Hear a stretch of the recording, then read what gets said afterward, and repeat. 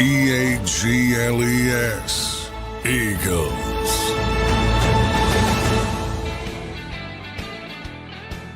Welcome in, everybody, to a Football Friday edition of Birds 365 here on JAKIB Sports. I'm your host, Zander Krause. That's my co-host, Johnny Mac, John McMullen.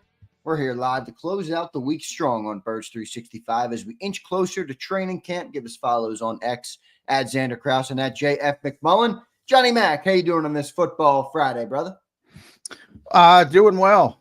Creeping up closer. Little Devontae Smith softball action this weekend for people up in the Lehigh Valley, Allentown. When these things start to happen, it's getting closer, and people are gonna come back to town, and still a little bit early for that. But if you're up there, I encourage you to go to that for charity. Devontae's annual softball game is tomorrow. And you'll have AJ Brown typically does a youth football camp later in the summer, right before training camp. So we'll see if that happens. But and you just saw Jason Kelsey's disturbing Team 62 challenge. So a lot of that stuff going on. Yeah, tons of it, man, going on. Did you see Cooper DeJean down there running around? Down there. I'm like the Eagles front office must watch this with their, like this. I mean, he's running on parade floats after chugging a beer. Knees are slipping all over the place. I'm like, boy, that's got to give me agita from Jeffrey Lurie and Howie Roseman. But it's good they're having fun. Let's hope they're ready to go for the season, John. Yeah, I wouldn't worry too much about it. I mean, yeah, you never have been one to worry about stuff. No, well, like Cooper DeJean, they're a good example. I mean, he's whatever he is. I don't even think he's turned 23 yet. But no, he turned 22 in the Super Bowl, remember? Yeah, so he's 22 years old. He didn't become the great athlete he is by sitting around. You're 22, you do stuff, and you have fun, and that's just part of life. So can weird things happen? Yeah, I remember some guy tearing his ACL on the beach once, a running back. I have to look up, but I mean, there's nothing. You got to live your life. Yeah, no, I hear you. I'm just saying. That's why. He's 22 years old. He's going to be fine. I do get a kick out of it, though, John. I mean, this guy has been on the parade float since they won that Super Bowl. He hasn't left the tri-state area. Oh no, he's been back in Iowa. He did his big celebrity. I know, but he's been killing it, man, all over the place. Down the Jersey Shore, he popped back to Iowa for a little bit. He's back in here up at the Jersey Shore. He's having fun, man. Cooper DeJean. He's enjoying the stardom. Yeah, good for him. I mean, a great rookie season. A big part of this team. We talked about Vic Fangio is obviously enamored with his ability and should be. But and that's another thing when you talk about the partying and the enjoyment and I don't worry too much about Cooper because he's 22. Now maybe if he's 32, I'd say something different, but he's 22. He's going to bounce back. Yeah, no, he'll be good. I'm not worried about him. I just get a kick out of watching him run on parade floats. Sydney Brown's out there. It was funny watching it. So good stuff. They're all having a little bit of fun down the Jersey Shore. Johnny Mac, we've been following along on the 25 list, so we'll continue on that today. We got a couple other good segments. Did you happen to prep for your top 10 Eagles you have covered, Johnny Mac? I thought about it. I didn't write down the top 10 list because it's really. You got some names though, right? I got some names. So which we intimated some of them yesterday, but it's so because it's 2025. You've seen a couple quarter century teams. I'm like, I think NFL.com did one, and then ESPN did one, whatever, and CBS did one, and Jeff Kerr did an Eagles one, and I'm like, I don't like those things because I'm like, well, it's about how many years they played. Did they cross over from the 90s to the 2000s? Like, where's the level? Yeah, right. So from that standpoint, it's the same thing with me, covering the team since 2016. All right, well, how much does the guys, what they did before 2016 factor into it. You know, it's from that standpoint, it's just, it's just you set a point and you say, okay, well, how meaningful is that?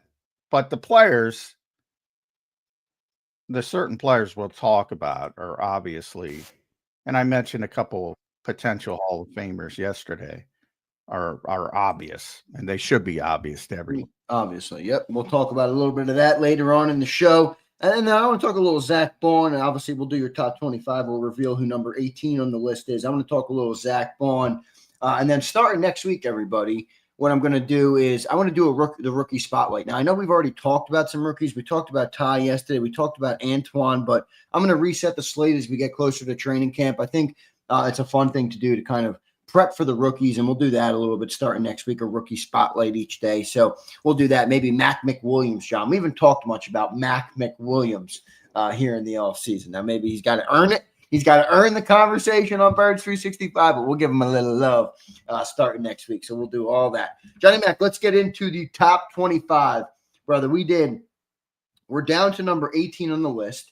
Yesterday at 19 was Jalen Hunt, preceded by Jake Elliott, Keely Ringo, Jahan Dotson, Adoree Jackson, Matt Pryor, and Jihad Campbell and Drew Makuba. That goes all the way up to 25 with the tie at 25.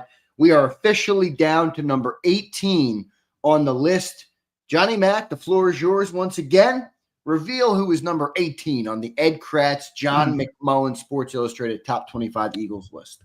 Yeah, I think this number is significant for, I think, a couple reasons. One, a young ascending player that I think everybody's pretty high on. Moro Ojomo is number 18. And I also think this is the demarcation line. Like, everybody above this list is really good. And this is sort of the end of the projection / rehabilitation reclamation group, prove it group, if you throw Matt Pryor in there. This is the demarcation line. So you get to 17 and you go, damn, there's a lot of good players on this team. Right. And you know, the interesting part is, you know, last year they were even more. Last year they were even deeper. You get down to almost 22, which is, there's 22 starters. That's why I used that. Right. You could almost get that deep. You don't have that list of from last year's team, do you? Anywhere, do you? I don't, but you see the players. I can look it up, but you see the players that they lost. I mean, Josh would obviously be right. on Josh this would list. be in here. Yeah, Milton I was just wondering who would have list. been like 18, 19, 20 as compared to this year, where you have Ojomo, Hunt, and Elliott. Yeah, and you know, Milton Williams, Slay obviously would be much higher.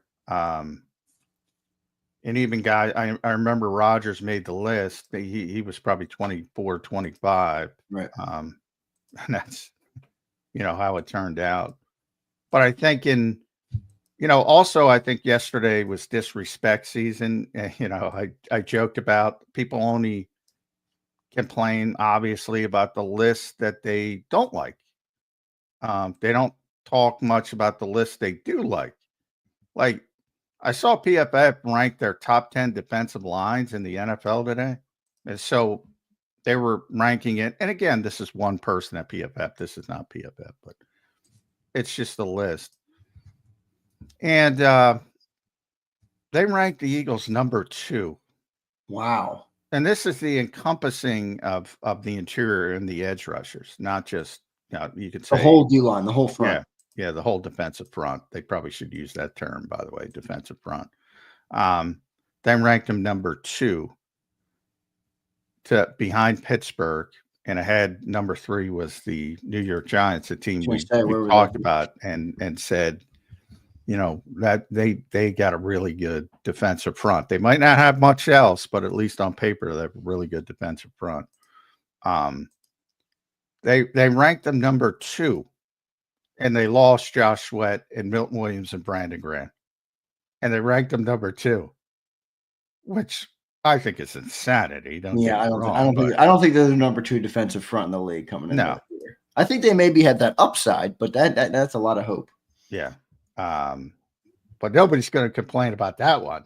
Wait, did you see what they had? They did this a couple days ago too with the linebackers. Did you see where the Eagles linebackers fell?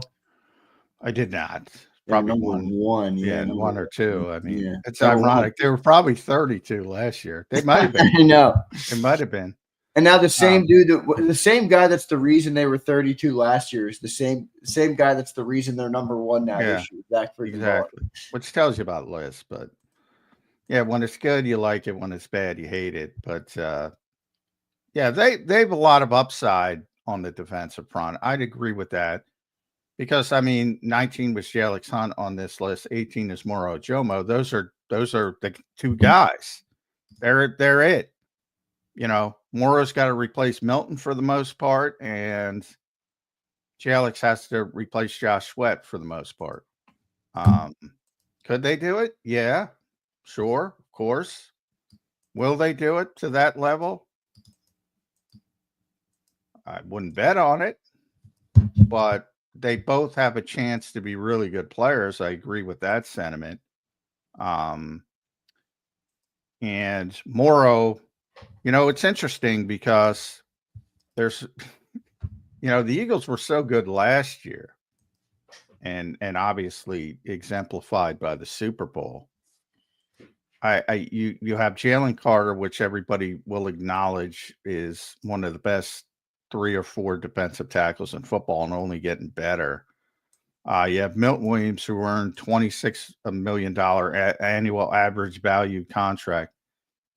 And then you have Jordan Davis, who sort of toggles between nose tackle, very good player. We talked about him a lot. And Moro Ojomo. And the irony is with the great pass rushing and everybody talking about Jalen Carter and he saved the season and Milton in the Super Bowl. Moro Ojomo, very Bryce Hupp-like, had the best pressure percentage of all 3. Wow.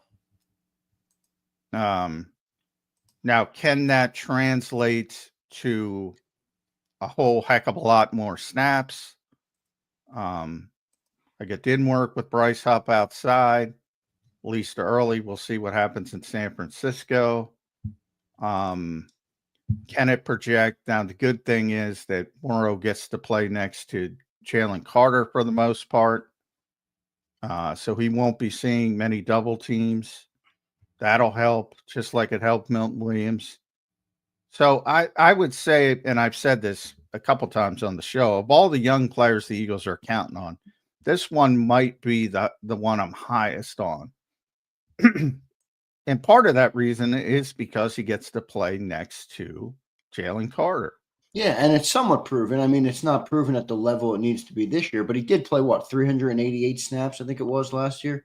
490, including the Super Bowl. Including playoffs, right? I think it was including 3 playoffs season, so 490 with the playoffs, which is a pretty significant number of snaps, John. I mean, it's not a it was more than Jordan Davis, which I think a lot of people don't realize. But that's because the Eagles were so effective defensively, and they didn't have to go to the 5-man fronts as much as they would have thought, because they were able to stop the run with 4 most of the time effectively.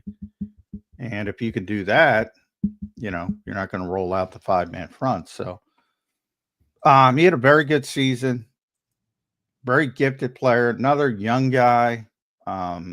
He was drafted very young.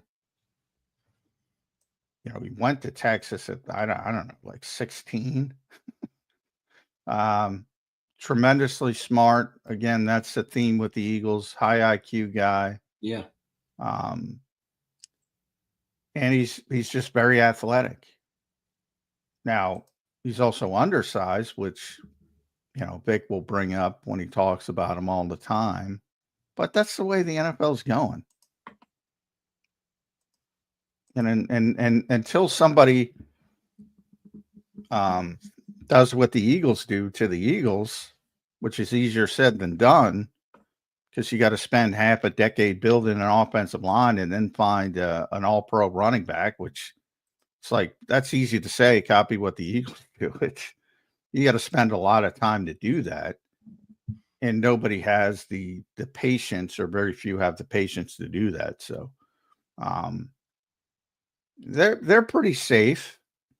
Unless you go to the Super Bowl and play Baltimore, and maybe they could do it. But they played, for one game, as they did in the regular season last year. They were able to handle that effectively.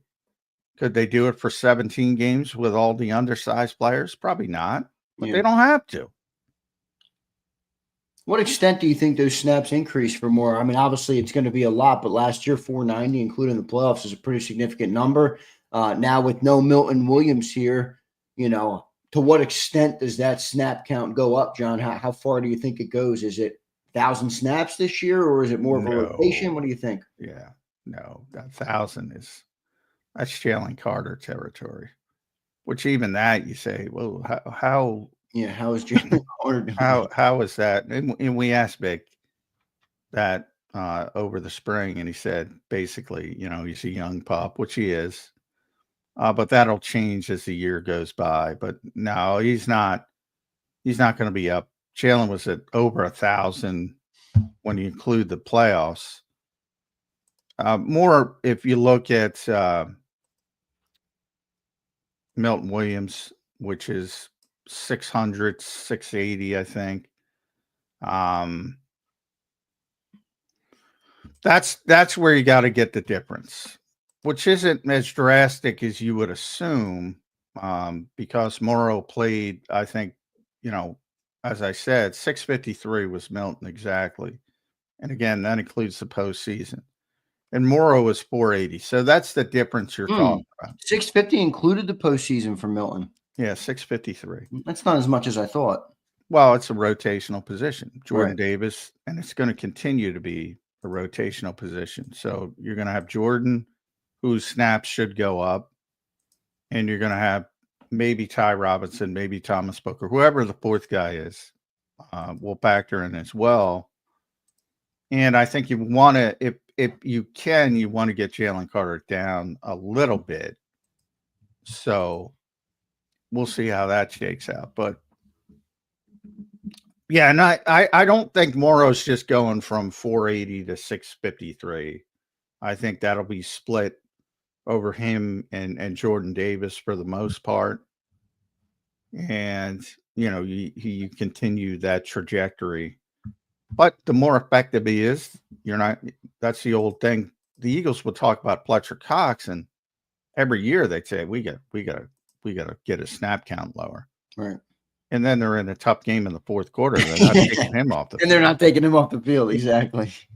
So if Moro, kind of reminds me of the run pass ratio, John, where it's like, I'd like to get his snap count down, but let me see what happens in the games before I can confirm that one. Yeah. Well, the same thing with Saquon. It's like, yeah, right. It's yeah. And Nick, I think, which is interesting. Hayden Winks, I believe he's a big stat guy, tweeted something yesterday about Saquon's touches. So we just talked about 2025. It's a quarter century. The only players had more touches in a season than Saquon Barkley over the past 25 years is DeMarco Murray, coming off his great season in Dallas when he was Offensive Player of the Year, and then he came to Philadelphia the next season. It wasn't great. DeMarco had 497 in 18 games, 16 regular season, and 2 playoff games for the 2014 Cowboys. The next year he went to the Eagles. It wasn't good, as people remember. And he went from 497 to 237. Because he just wasn't effective. The Cowboys ran him into the ground because they knew they weren't keeping him. That's not what the Eagles did. They were just trying to win football games. But the reality is Saquon finished with 482 touches in 20 games. 482 touches. Now, what Hayden did, he went back to since 2000, there have been 47 running backs that have 400 or more touches and played the next season. The medium outcome for the following season is 311. So, whether it's ineffectiveness, whether it's just wear and tear, to go from 400 down, and again, that's medium. Money guys were lower, some were higher. But it'd be very hard to replicate 482 touches is the point. Yeah, right. And how do you limit that while you're trying to win games? That's an interesting question for Nick Sirianni. To date, it has been, we're going to do what we need to do to win the game. Yeah, right. And then figure out the rest. Right. But how long is that sustainable? Nobody knows. The Eagles don't know. Nobody knows. So this is what the offseason is for. You bring your hands, over analysis. You can't just say, oh, I'm going to give him 25 touches today. Maybe you don't need 25 touches, hopefully. Right. Maybe you need 35. 40. Yeah, right. Maybe you need 40. So, yeah, it's difficult. Similar thing with snap counts for a guy like Jalen Carter. That's why I brought it up. Right. And certainly Moro as a young player. And he's undersized too. It's not like, all right, well, just you take Milton's snaps. And, he was already a big part of the rotation himself. So somebody's got to take his snaps. And it's that layered effect where, well, he's bumping up.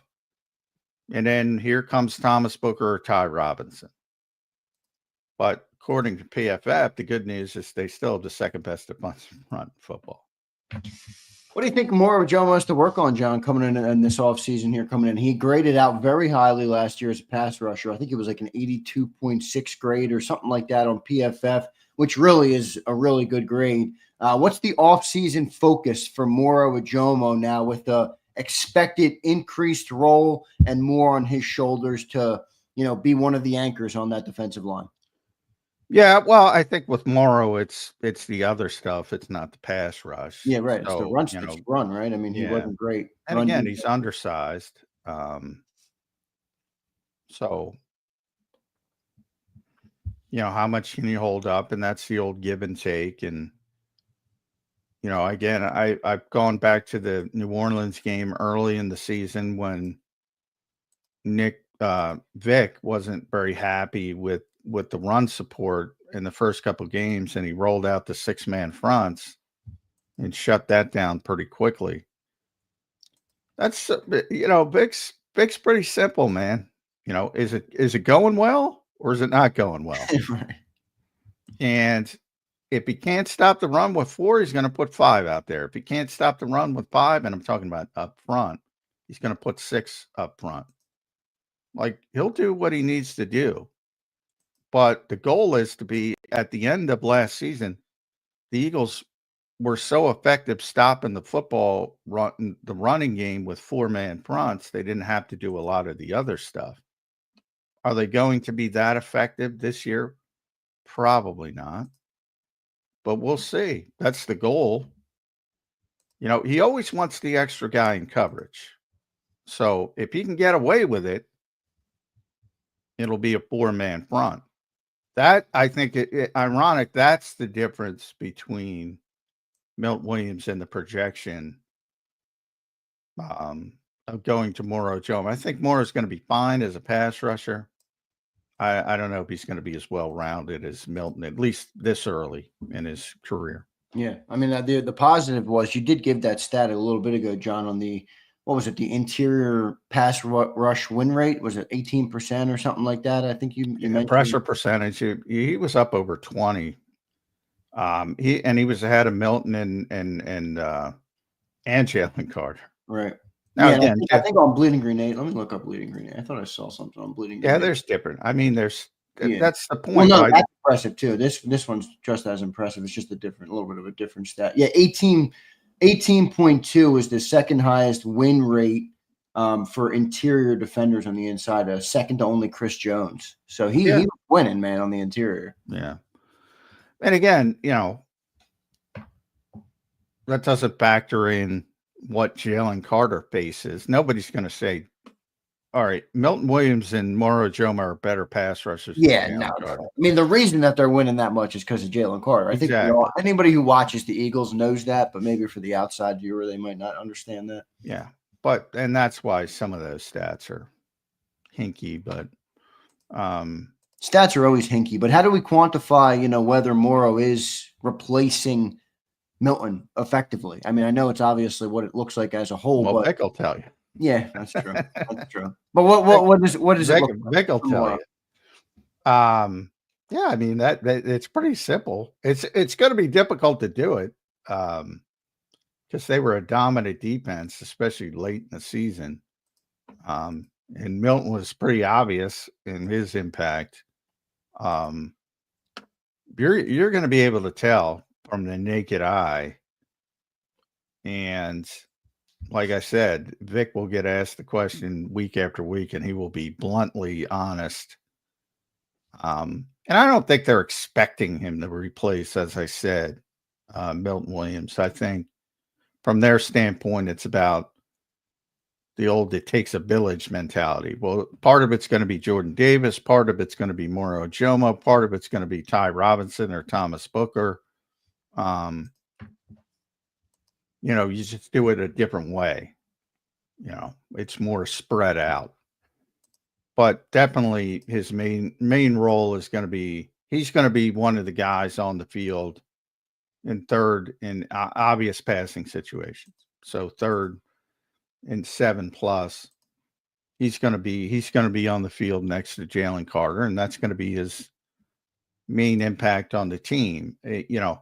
I could even see if somebody else steps up, like I could see, and the obvious name is Jordan Davis if it's a 4-man front. Like if they're going to open a game with a 4-man front, your starters are going to be Jalen Carter and Jordan Davis with a 4-man front. Obviously, Jordan's a starter in a 5-man front. Then it would be Jordan at nose and a 5-man with Jalen Carter and Moro Ojomo would be a starter at 4-eye.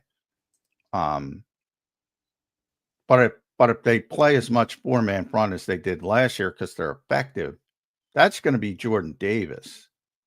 That was kind of what I was going to ask next. Like how much versatility do you think Vic would have in using him in some of those rotational sub packages and all the things he do? One tech, stunt packages. I mean, he's really fast, the Jomo, right? Isn't that one of his traits? He's got elite foot speed. People call it, which I've always found to be a funny term, but that's what he's got.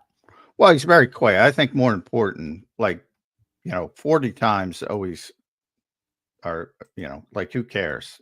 You ever see defensive linemen run 40 yards? Yeah, right. 40 yards downfield. If they're chasing somebody for a 50-yard gain, you'd like to hustle, but it's not important is what I'm saying. So, but he's very quick for his size. And that's the more important part. He's also very strong for his size. Just undersized guy, and he's getting bigger, and he's been in an NFL weight room, and that's part of his success and stopping and moving forward. But if you look at where he was, this is a guy who, he wasn't a 5-star recruit, but he was all the usual suspects: Alabama, Texas A&M, Oklahoma, Notre Dame, Oregon. He got recruited by everybody. So, same thing we talk about. Why is Antoine Powell-Ryland, why is he a 6th-round pick after what he did? Well, he doesn't have the traits you typically look for. He's not Chris Jones physically. He's not Fletcher Cox physically. He's not Jalen Carter physically. He's undersized to the point where Vic brings it up constantly. And that can be a problem. But I don't see a lot of teams taking advantage. I've been talking about that for years. Like how undersized the Eagles are getting on defense. Yeah. And it hasn't seemed to have affected them. But I often say the Eagles defense was better than the Eagles offense last season. They were. But they couldn't stop the Eagles. Yeah, I love that. I love that phrase from you. Yeah. Because they're just not big enough, and they'd get bullied by the Eagles offense. But the good news is they only have to face the Eagles offense in practice. John, a quiet part of the Ojomo story, at least in my opinion, is that was a 7th round pick not too long ago, man. Pretty impressive that he's coming into the year. He had over 400, 490 snaps or whatever it was last year. Pretty effective snaps. And now the Eagles are going to be relying on him as a big piece of their rotation on the defensive line. Evidently, the second best defensive line in the league. All right, subjective. Yeah, that's crazy. But pretty impressive, man. 7th round draft pick for the Eagles and Moro Ojomo, and here he is getting significant reps and using them and playing well. I think that's pretty impressive for him, man. We talk about a lot about Mailata. I'm not saying this is that level of story, but anytime you have a 7th round pick that produces at a high level, I think it's worth noting. So pretty good stuff on Moro Ojomo, man. Yeah, and I always talk about opportunity. He didn't play at all as a rookie, basically. Didn't play this is at all. Year 3 for him? Yeah. Yeah, so he'll have 2 more years here still. And, he stepped up into what was supposed to be the 4th role and became even bigger. And now it's his time to step up, and maybe he does it again. But the most difficult step is the last step when you're one of the key guys playing major reps. And conditioning plays a part of it as well. From his standpoint, it's not about – we're talking about conditioning. I think people assume it's a Jordan Davis type thing. Well, he's a big guy, got to keep his weight down, got to get on the Peloton. But it also it can mean other stuff with undersized guys. Like, is he physically equipped to handle 700 snaps in the NFL? We're going to see. Yeah. But he's got a lot of talent. And that's been the Eagles' history. They find, and Howie, people got to see it on Unscripted, their web show. People got to see the passion meeting for the first time, and him encouraging his scouts to look for guys who could develop. Developmental talked about with the Sixers yesterday versus the Eagles in town. You don't draft somebody and it's over. You don't draft a good or a bad player. You got to develop them. And that's more so for day 3 picks than anything else. Yeah, exactly. So you got to get them to that level, and that's what the Eagles have done a very good job with that. No doubt. Position. No doubt. Johnny Mac, so by the way, everybody, number 18 on the list of the top 25, that's Moro Ojomo. We just talked about him for a little bit. Great segment there talking about Ojomo. He comes in at number 18 on Johnny Mac and Ed Kratz's Sports Illustrated top 25 Eagles list. So we're moving our way right down that list so far. Pretty good list. It was Ojomo today. Yesterday at 19, it was Jalix Hunt. 20 for Jake Elliott. 21 for Keely Ringo. 22, Jahan Dotson. 23 was Adoree Jackson. 24, Matt Pryor. And 25 was the rookies, Jihad Campbell and Drew Makuba. So we're moving right along on that top 25 list, and pretty good. John said there's an uptick in the talent level now once you get to 17, which is a good thing.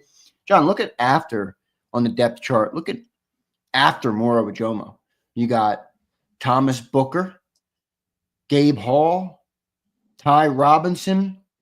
Who do you think steps up the most behind those guys? I know we talked about Ty yesterday, so we kind of discussed this a little bit, but I do think there's some interesting names. We had a commenter, Caleb, in the chat, saying, seems like they really like Booker. Can we talk about him a little bit? So I don't know what you think about how those snaps are going to kind of fall this year. If Ojomo, in theory, steps up into the Milton Williams role, who kind of fills the Ojomo role? We talked about it maybe being Ty Robinson. I got to put it. We were just talking about Booker yesterday. Come on. I got all this in the shows, guys. I said I'm the only one. Like, everybody's defaulting And I just wrote about this on Sports I'm Illustrated. defaulting to Ty. You roasted me on it. Yeah, I brought up Thomas because they like Thomas Booker, and he's got some versatility, and he's a 300-pound guy, so he can be the backup nose tackle. Although, you know, obviously you don't want to do it a lot, but he can also play all the different techniques at you know, the positions Jalen Carter, Moro, Ojomo play. So he's got some versatility. He can play inside and outside. I still think the goal is to get Ty Robinson up to speed as much as possible. But so he's the favorite. I would acknowledge that. But they're not, if he doesn't perform well this summer and Thomas Booker beats him out, they'll have no problem playing Thomas Booker. No problem. And he's another guy, much like Moro, very smart Stanford guy. We call him Senator Booker, Ed and I. He's probably going to be a senator after he gives up football. That's how smart he is.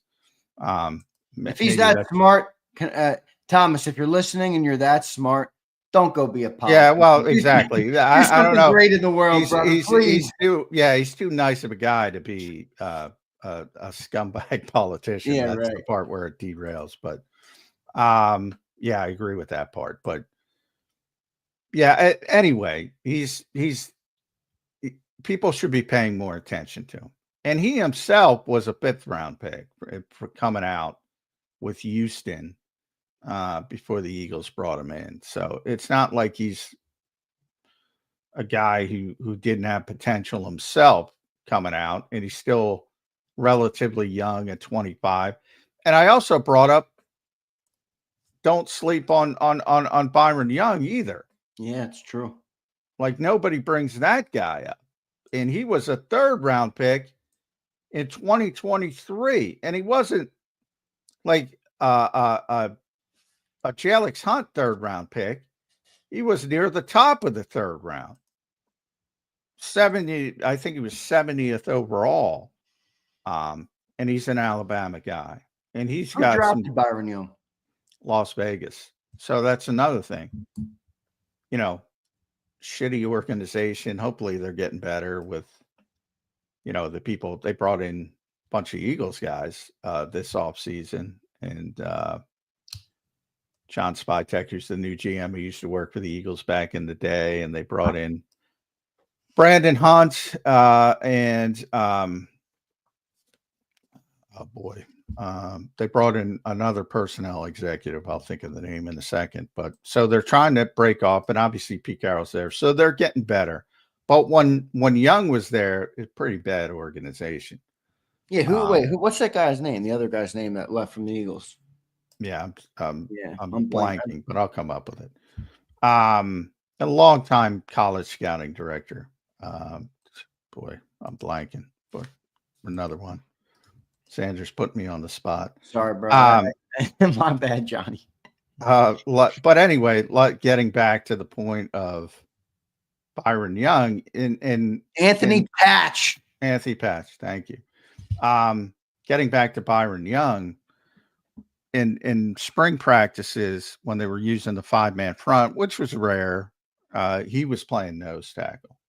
So they're clearly looking for a backup nose tackle, and it's going to be Booker or Young, and they both have the versatility to do different things. So all those guys, and even Gabe Hall's a little bit, I would say, down because he's more of a tweener. In fact, if you look at him, he's like 6'6", 295. He looks like an old school 4-3 defensive end, like an old school base left end, right? Which you really don't have in the modern game. So kind of difficult. You know, Jordan Davis is 6'6", but he's also 340, 350, whatever. 6'6", so you're going to have some leverage problems. And under 300 pounds, you're probably going to get pushed around. So Gabe was undrafted, and that's probably why, because he's just too light to play inside and probably not quick enough to play outside. So I would focus on Ty Robinson, Thomas Booker, and Byron Young. But yeah, we've talked about Thomas Booker. Love him. Johnny Mack, big Thomas Booker guy. We will see how it all shakes out in the defensive line. John, good segment, man. Moro Ojomo coming in at 18.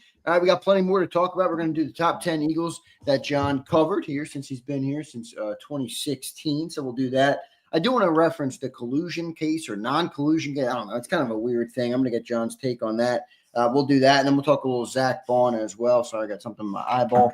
Appreciate everybody for being here, though. Great opening segment, Johnny Mack, on Moro Ojomo. As we get further down the list, we're all optimistic on Moro Ojomo, and that defensive line needs him to have a good year, John. Yeah, they do. Well, maybe they don't. They got the second best defensive front in football, so maybe they don't. Yeah, I did. That, to me, the whole defensive front and the potential of being number 2 in football is wholly on Moro Ojomo and Jalen Hunt.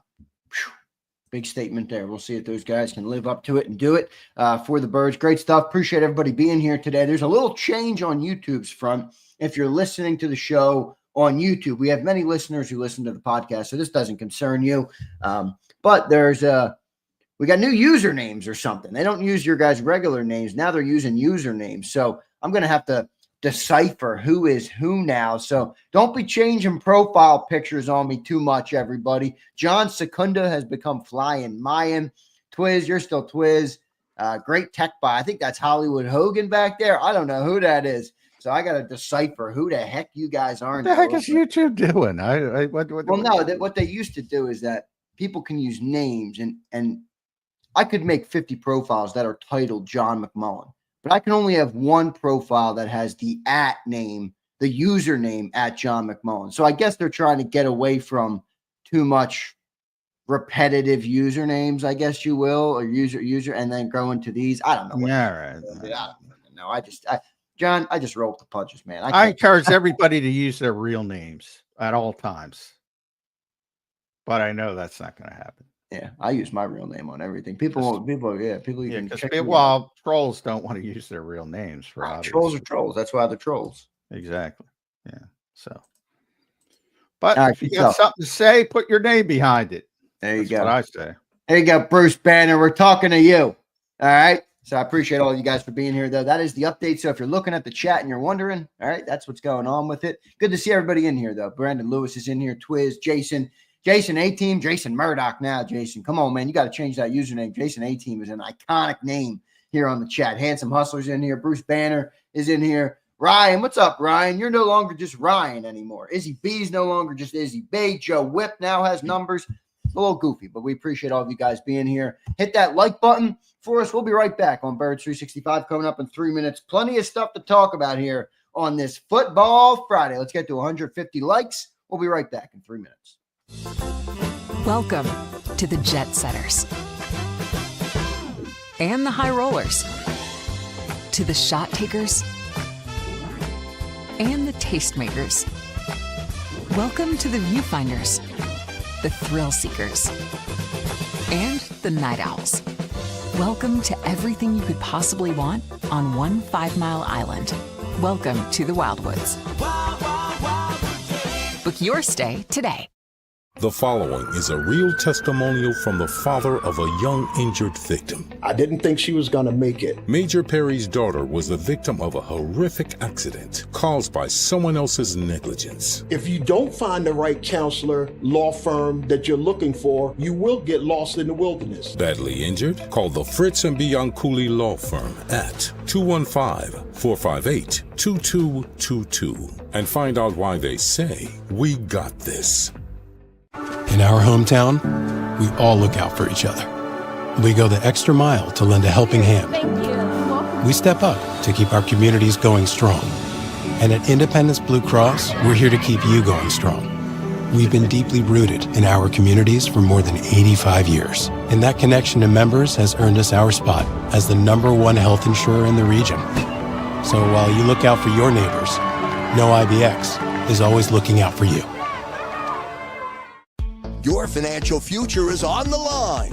Are you ready for what's next? At Leone & Company Wealth Management, we help young professionals, business owners, and pre-retirees navigate the complexities of building and protecting wealth. For young professionals, we'll help you grow your wealth, plan for your future, and make the most of your hard-earned dollars. For business owners, we provide strategies to protect your company, manage risks, and create a lasting legacy for both your business and personal wealth.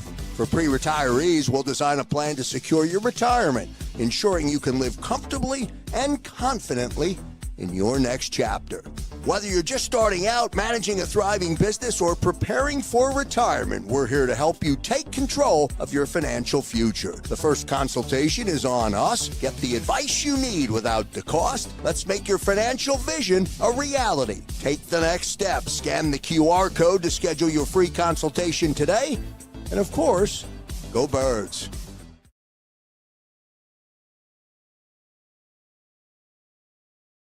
Welcome to the Jet Setters and the High Rollers, to the Thrill Seekers and the Night Owls. Welcome to everything you could possibly want on one 5-mile island. Welcome to the Wildwoods. Book your stay today. EAGLES, Eagles.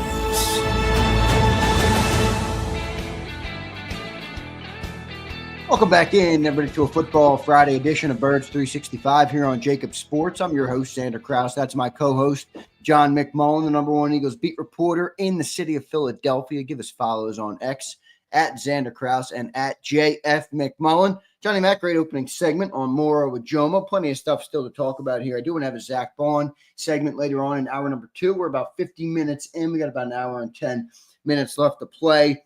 Before we move into the top 10 Eagles that you covered, we'll do that before we do Zack Baun.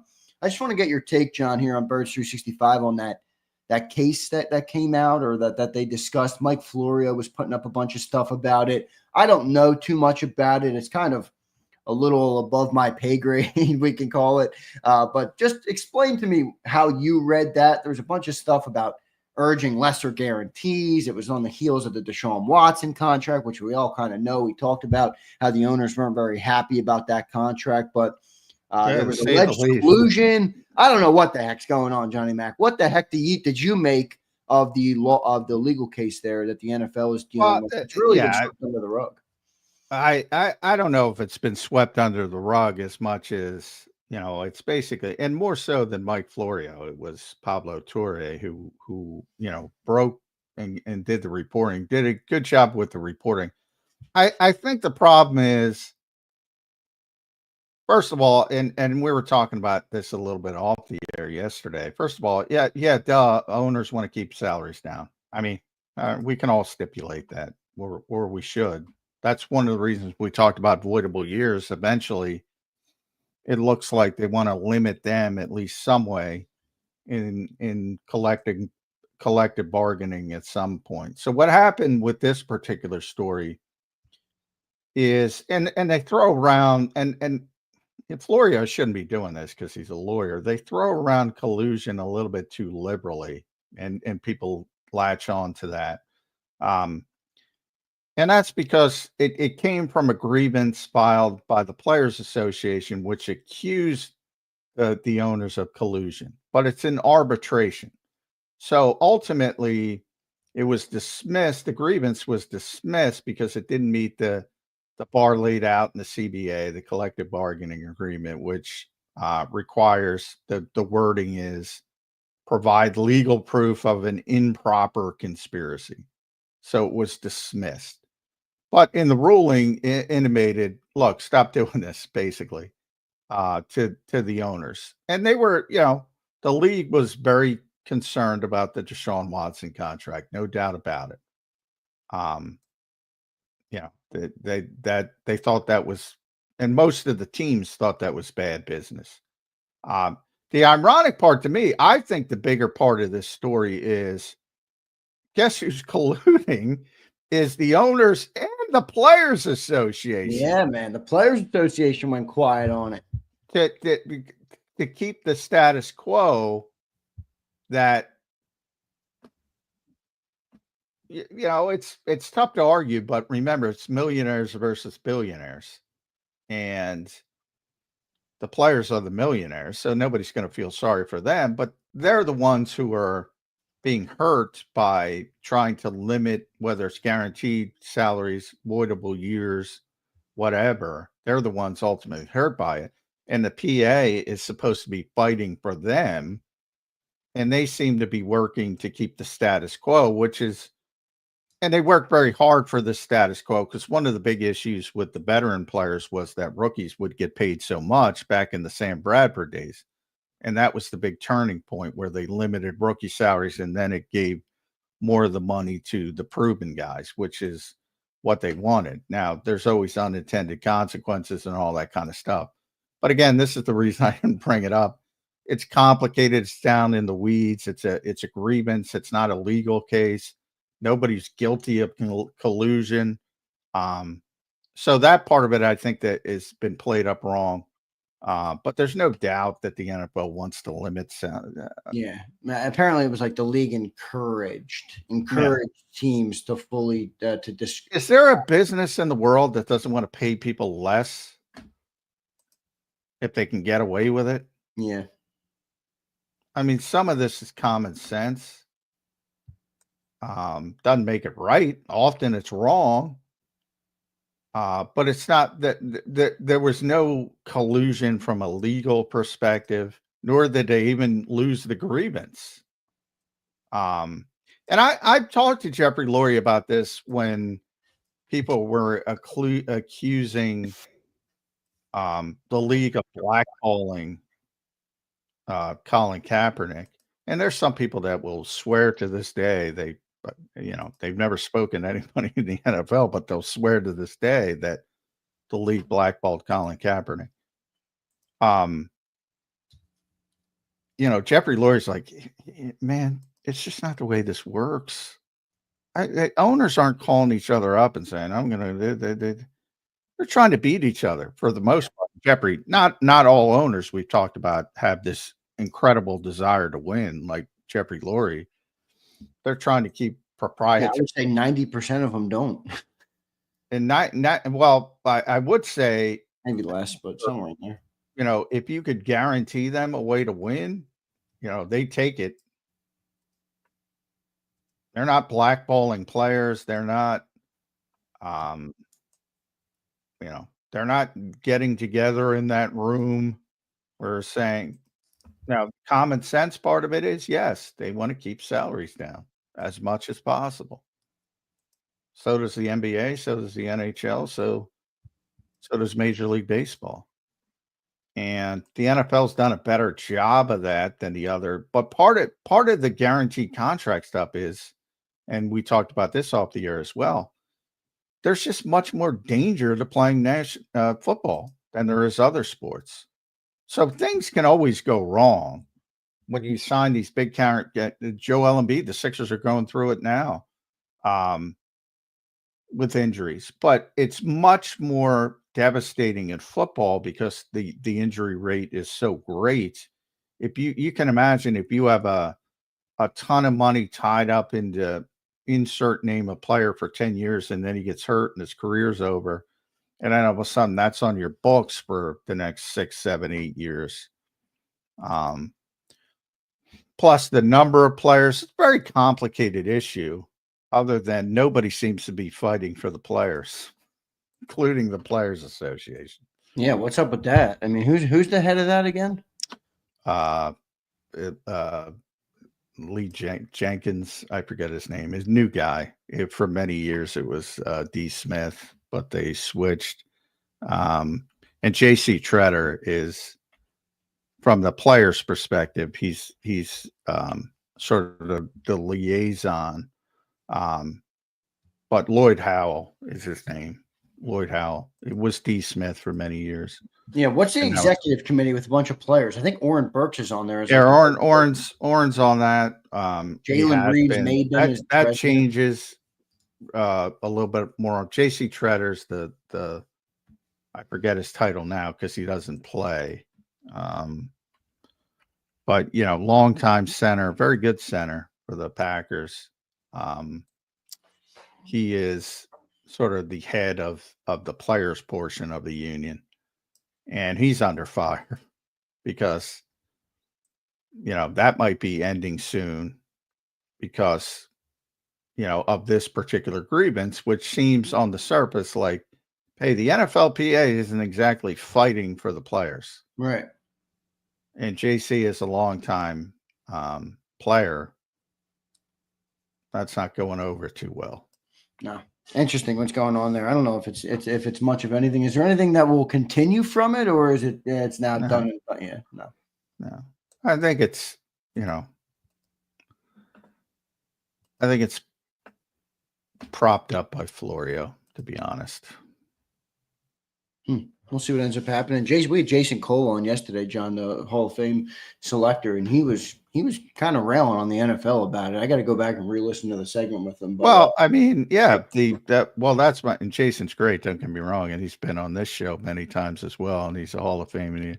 But again, I think he's more of a pro union guy. So no matter what, it's going to be, and to a certain degree, yes, I agree. Nobody's fighting for the players, but I'd be more upset at the NFLPA than the league, because again, it's baked in. Do they want to limit salaries as much as possible? Yes. Where's there a world where that's not going to happen? Like, I don't get people who make conversations in worlds that don't exist. And by that, I mean, how do you get to the point where, you just give the players anything they want? How do you get to that point? Like, why do you have a business if you just give them every whim and every wish? So I don't think it's realistic. So I don't think it's worth talking about that much. But there's a lot of people that are just, it's got to be this, got to be this. Evil, billionaires are evil. For the most part, they are. I agree with that too. Sometimes they're not. Look at Jeffrey. I don't know what Jeffrey does in his personal life, but I know he's done a hell of a lot more than for charity. He's the yachtsman, Johnny Mac. He buys yachts. He floats on the sea when the team collapses. Well, when something untoward comes out about people who have money, whether it's about proclivities in their personal life, whatever it may be, it never surprises me, because money can make things easy for people and to get in trouble. So, but I do know that Jeffrey Lurie, and as much as I've gotten to know him, which is on a superficial level, like I say all the time, I'm very honest. If you would have, Darren Sharper was a great player in this league for a number of years, who is in prison now for doing some awful things. And if you, when I knew the guy and when I met him, I would have said, well, that's a really good guy.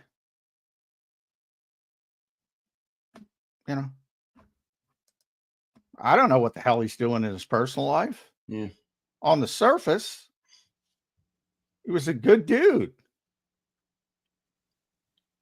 And so I don't know why people have this thought like they know of what's going on behind people.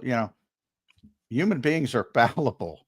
And if you give them money, there's going to be probably a moment or two where they're dicks in their lives. Yes, absolutely. Are you kidding me? So, to me, but somebody like Jeffrey Lurie, who's a billionaire, has done far more for charity than I'll do, or anybody listening will do. I always get a kick out of that. Well, he gave 50, but he should have given 100, or he should have given. I'm like, dude, shut up, man. Just exactly. I hate. That's one of my least favorite things, is when people criticize wealthy people for how much they gave. I'm like, dude, come on, relax. But I get it. It's a whole different world. Do you think the owner? Do you think that Players Association, other owners dislike the way that Jeffrey Lurie's running the team? Say that again. Do you think other owners dislike the way that Jeffrey Lurie's running the team with the contracts and the building, and like, you think they're like, come on, man, you're making it hard on everybody. You're making us, more vulnerable. Because Jeffrey Lurie, I think more than maybe any other owner in football, truly wants to win. And that's proven by his actions. That's not proven by his words. I don't think other owners agree with that entirely, or at least don't have that mindset about it. Do you think it bothers them the way he handles the Eagles? In a very limited way. Like, I think the voidable years thing is bothering people. So yes, to a certain extent. I don't think it's broad or anything of that nature. Like one of the things I think the Eagles do better than most, not think, but they do better than most is there is no salary cap off the field. So you can pay your coaches, you can pay your assistant coaches, you can play your scouts, you can pay your personnel people, your football operations people. You can spend as much money as you want, or you can spend as little money as you want. And, I always talk about the Eagles scouting department and how he gets all the credit, but, they're 30 deep. Whereas poor Duke Tobin at Cincinnati, they got Duke Tobin's kid. Duke Tobin can't even hire his own kid. I'm exaggerating, but, I mean, he's got like 5 guys. Howie's got like 30 guys. Yeah. Howie pays Jeff Stoutland the most money of any offensive line coach in football. He pays Vic Fangio the most money of any defensive coordinator in football. Nick Sirianni didn't get the top billing though. No, and he takes advantage, but he takes advantage in other ways. When he hires coaches, Nick was not exactly high profile, so he had a deal on a head coach for a number of years that was under. So it works both ways, but when he wants to spend money, he spends money. But I don't think he gets criticism for stuff like that. I think the only thing people are somewhat upset about is the voidable years because it's exploded. And that's why they're talking about it. It's exploded. And so it would be conspiracy to say that the league this is why they're going after the tush push and the voidable year. They're mad about the Philadelphia Eagles. No, the tush push is all bullshit. Nobody gives a shit other than, there's certain people that don't like the play because they think it's ugly or whatever. But there's no conspiracy because the Eagles are successful. That's bullshit. But the voidable year stuff, the voidable year stuff is, and it's, again, there's 26 teams using it now. So everybody felt that the problem, most people think they were pressured to use it because of the Eagles. So there's a little bit of truth to that one. And they don't want to be pressured to use it. Yeah. Well, we'll see what happens with it. If anything else, I don't know. I just wanted to get that. I just wanted to discuss it. It was a big thing, or at least it seemed like it was bigger than, Florio writes. Everybody's hiding it. And I'm like, let me ask John about this damn thing tomorrow on Birds 365. So I wrote that down. I wanted to discuss it. Johnny Mac, let's move on, brother. Great to have everybody in here. Please hit that like button for us. We appreciate you all being here on a Football Friday. Another great week of Birds 365. What are we? I keep losing track of my days. I think we're probably 25 days away from when they report. How many days until July 22nd? We got 3 more 25. Yeah, 25 days. 26 days until they're on the field. I saw the Eagles put out Quinyon Mitchell days until training camp yesterday. So they're counting it as like the day they're on the field. I'm counting it to the day that they report, which is still a fun day as well. So good stuff there. 26 days out, probably 69 or 68 days until the Eagles take on the Cowboys at home. John, let's get into your top 10 Eagles that you've covered. I think this is a fun segment. It's nothing crazy, nothing that everybody can get mad about as a list. Well, there's too many good players to get. The only reason you get mad if you get snubbed, and people will get snubbed. So I kind of look at it like, where do you put Zach Ertz on that list? That's the name that stuck out to me. Yeah, he's tough to get in there probably. That's a damn good player. I know. You think Goddard's better than Ertz? Talent-wise, I think. Well, I think he's a more well-rounded player. Yeah, right. But I wouldn't call him better. Zack is, 3-time Pro Bowler, Super Bowl champion himself, had 116 receptions, which was an NFL record. for a tight end, yeah, I have a hard time saying he's better. He should be better, but I have a hard time saying he's better. But yeah, he's a better blocker. He does all the little stuff better. But Zack was so effective as a receiver. So I start with the 2017. So, and there I brought up Zach Ertz. There's a lot of good players on that team. Malcolm. Oh my God. Fletcher, I brought up obviously, Brandon Brooks yesterday. Brandon Brooks. Jeff Stoutland would kill me if I don't put Brandon Brooks on the list. Lane Johnson, obviously both. Jason Kelsey, most notably.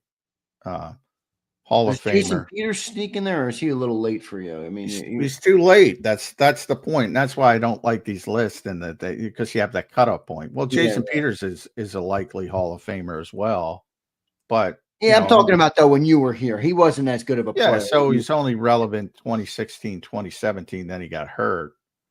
He still hung around, but no, he can't make the list for that perspective. Fletcher and Brandon got to be on it. Brandon covered both. Fletcher and Brandon got to be on it. Malcolm's got to be on it. Malcolm, I feel like, has to be on it.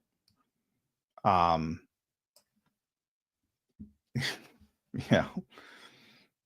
And then you look at the group now with, all right, how, is Jalen Carter played enough? AJ's obvious. Saquon's obvious. But has Saquon played enough? He's only here for 1 year. I know. I still feel like he's got to be on there. I mean, he had a historic season. And Landon, is he on it? Well, I got to put Brandon Brooks above Landon because Stout will kill me. Only because Landon's playing right now. But after Landon leaves, he'll talk the same way about Landon. I guarantee it. Jordan, Mailata, Jalen Hurts. Yeah. And it's tough. These are all the names. You got guys like Chris Long, and he was probably not going to. Hassan Reddick, a huge year. They wouldn't make it, I guess not, right? No, they can't make it. I just gave you 15 names at least. I know. We didn't even mention guys like Alshon Jeffrey, not even close. That's what I'm saying. I haven't even brought up AJ. Alshon's not even close. Yeah, this is the glory days of Philadelphia Eagles football, and I'm responsible for it. I'm going to give you John, I will say it has gotten good since you showed up, brother. Kelsey, slam dunk, right? Yeah, but Lane Johnson, slam dunk, right? Yeah. Fletcher Cox, slam dunk. Yes. Is Jalen Hurts a slam dunk? No. Brandon Graham, slam dunk. Yes. Zach Ertz, not a slam dunk, but leaning yes. Yes. AJ Brown, slam dunk, gotta be. Yes. Malcolm Jenkins, slam dunk. Not a slam dunk, but leaning. Slay? Not a slam dunk, but leaning. But I only got 10 spots. I know. That's what I'm saying. That's what people are. How do you put Jalen Hurts on there? Leaning. There's too many good players. I can come up with a way to get Hurts on that list. Again, it depends on your definition. If you're using my definition, there's no way you can get them on the list. Yeah. Well, this is a segment for you. It's not a segment. So your definition is the one that matters. Yeah. Well, and I say the same thing about Carson. Nobody talks about Carson. Carson was going to be the MVP. And Carson was. I mean, shit, man. He was great. I can't get him on the list. I can't get. But let me go slam dunks. So from the 2017 team, the slam dunks that have to be on are Jason Kelsey, Fletcher Cox. Yep. Lane Johnson, who's both. Yep. So that's 3. I can't even make Zack a slam dunk. BJ's got to be a slam dunk. BG's a slam dunk, and that's 4. Malcolm, I got to hold for the same reason. He should be a slam dunk, but I got to hold because this team's better. So I think that's the main guys. Did I miss anybody? I don't think you missed anybody, but there's a lot of good names in there. Oh yeah, I'm saying Malcolm, guys like Alshon and I can't even. Malcolm, did you mention Malcolm as a slam dunk? But he's not. No, He's not a slam dunk, right? He's in Zack's category. So I got 4 slam dunks. Now on this group, you have to have AJ slam dunk, which is 5. I can't put him as a slam dunk yet. Not yet. I'm trying to go through everybody. I can't put Landon as a slam dunk. Which would mean Landon, no. Mailata. I think Mailata would get in, but I don't think he's a slam dunk. I'm with you on that. Goddard. He's not going to make it. Saquon. Did he do enough in the time? No. I'm not even going to consider Josh. Jalen Carr I have to consider, but he's not a slam dunk because he hasn't played that long. Not long, right? Zach Baun, same thing. I'm going to put Saquon as a slam dunk. Yeah, I think Saquon. Too much history in 1 year to not. Like, you'll remember that season, you know. So right. That's 6. Such a Slay's going to make it. So that's 7. You got Slay in before Malcolm. Yeah. So that's 7. And then some of the guys that were on the cusp, I'm putting Malcolm in. That's 8. I'm putting Zack in. That's 9. Oof. And I'm putting Brandon Brooks in. Stoutland got this. See, I probably would have put Mailata in. I probably would have put. I don't know. I have Hurts on mine. I mean, I can't not put Jalen Hurts in. I can't put him in. 4 fucking years, this guy has been on a tear. Think about those names we just went. I know. I'm not trying. It's no disrespect. I understand. There's a lot of good names, man. It's a lot of good names. But I have no problem. But again, people who put him in, I have no problem with people who put him in. But people are putting him in because of the importance of the position, which I have no problem with. But again, I'm not arguing people's premises. I'm giving you my opinion. I'm going by the best football players, the best at their job. The importance, importance factored into it, I'd put Jalen and Carson and Nick Foles in there. Right. So it's not an insult. I know everybody's going to take it as an insult because that's what they do.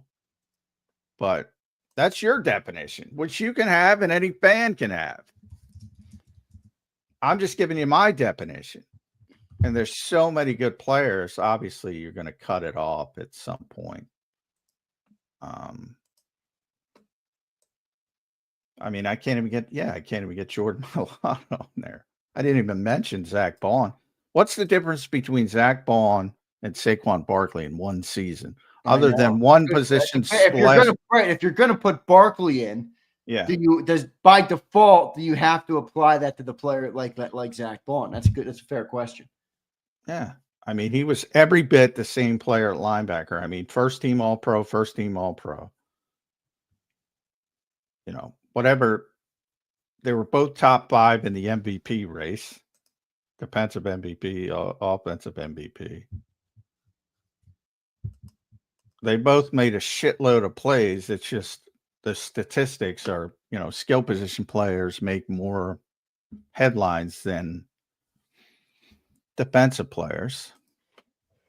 So, and I can't even think about Zach Baun. So it's very difficult to put together.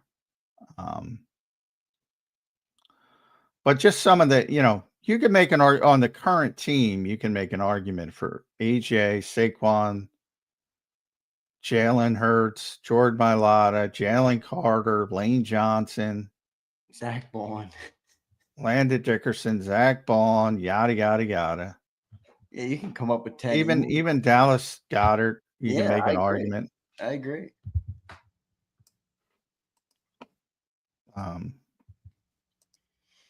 In the 2017 team, this team's better than the 2017 team. I think that's fair to say. I think so too. But, like Brandon Brooks would probably be my most controversial choice, but man, he was dominant when he was here. I think people forget that. I remember it. He struggled. Brandon Brooks he struggled with the anxiety a lot too, right? Yeah. That was something. Which is crazy because, Yeah, but that just tells you, people. Lane has that terrible anxiety. You would think, guys that big and powerful wouldn't give a shit, but they do.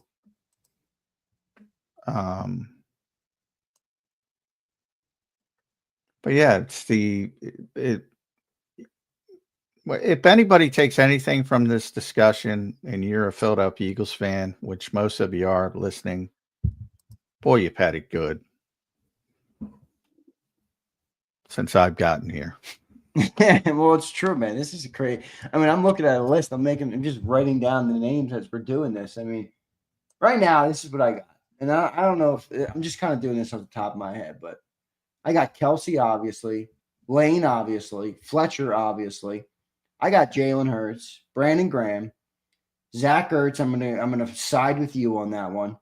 AJ Brown, Malcolm Jenkins, Brandon Brooks, Darius Slay. That's 10. I don't know who I'm missing there. Did I leave off AJ Brown? Yeah, I left off AJ. No, I had him on. You said AJ. Yeah, I got him on there. I had 5 slam. What I have 5 or 6 slam dunks, and then you can start debating. Yeah, right. I put Ertz on there. I don't know if Ertz would make it for me now that I'm re-looking at some names. No, he's not a slam dunk, but what's not to like? Yeah, right. All right, there you go. Good segment. I think that's pretty good. I think we hit on it. Is crazy though. And I'm just gonna read some names, and it's very obvious that none of these guys would have made the top 10 list here. But just to add to the point of how many great players that we've kind of had here in Philly. Chris Long was awesome when he was here. Isaac Sayamalu, Rodney McLeod, Javon Hargrave had a couple great seasons here. Alshon Jeffrey, Nigel Bradham, LeGarrette Blount, Jordan Hicks. Pretty good, man. There's a lot of good players on the Eagles. Did you Larry David? Pretty good. Yeah, no doubt about it. All right, good segment there. Johnny Mack's top 10 Eagles we covered. I think we got them nailed down, right? Yeah, those are the guys. And I talked to yesterday. It's amazing to me how much Kelsey's great, first ballot Hall of Famer, but I brought it up yesterday. For the vast majority of their careers, Fletcher was the better player. But it's not perceived that way. So many others factor into it. Obviously, we brought up the quarterbacks. Quarterbacks always come into it. And then there's the hindsight of how good was Carson Wentz in 2017? But now everybody's like, yeah, he's terrible. He's this. No, he's that. Without Carson Wentz, we only have 1 Super Bowl in franchise history. So people should not hate Carson Wentz. I don't hate Carson Wentz. I don't think people hate him. I just think, when things go in a negative direction, the tendency is to forget about how good they were at the height, which was,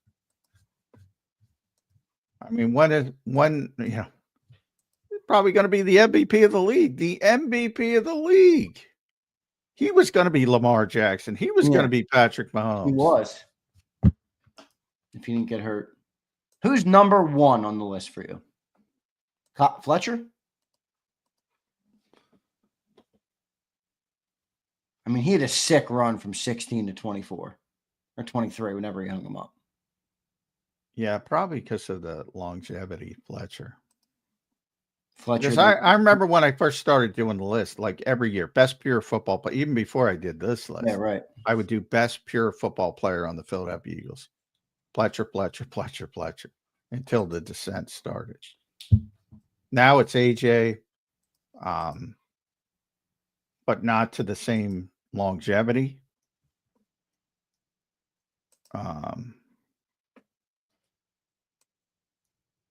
So we'll see if AJ can reach that. He's still young. The year cut off is what, 2016, right? That's when you got here? Yeah. Yeah. 2016, our Anthony. Well, 2016 is when I covered the team on a daily basis for the first time. Right. So I don't It is crazy, know. John, our big four that we talk about, though, how awesome they have been. I mean, most teams don't they get one player like this, let alone four. I mean, we have Kelsey, Lane, Fletcher, and BG. They've been the big four Eagles Yeah, now. Nick talked about it when he got here. You know, I mean, what a gift. What a blessing to the city of Philadelphia all those guys were, man. That's just an incredible group of four players right there. So I got Fletcher, I got Lane 2, and I'd have Kelsey 3, unfortunately. It's hard to do, but I think Lane Johnson's a Hall of Fame level tackle. I love Lane Johnson. And Fletcher was one of my favorite players of all time as an Eagle. I used to have Yeah, you know, Lane probably, I don't know what, Lane probably is number one because, you know, he lapped both and he was, yeah, right. If he wasn't the best player on the 2017, he was, you know, top 2 or top 3, right. And he's still top 2 or top 3. yeah, you're right. It's pretty impressive, man. So now that I think about it, Lane is probably number one. Lane is probably number one. How comparable do you think Fletcher Cox and Jalen Carter are? You think Jalen Carter has a bigger upside? What do you think? Yes, Jalen Carter has a bigger upside. Will he reach it? Right. You know, there's a lot of people, you know, he doesn't have great, that's the crazy part with Jalen Carter.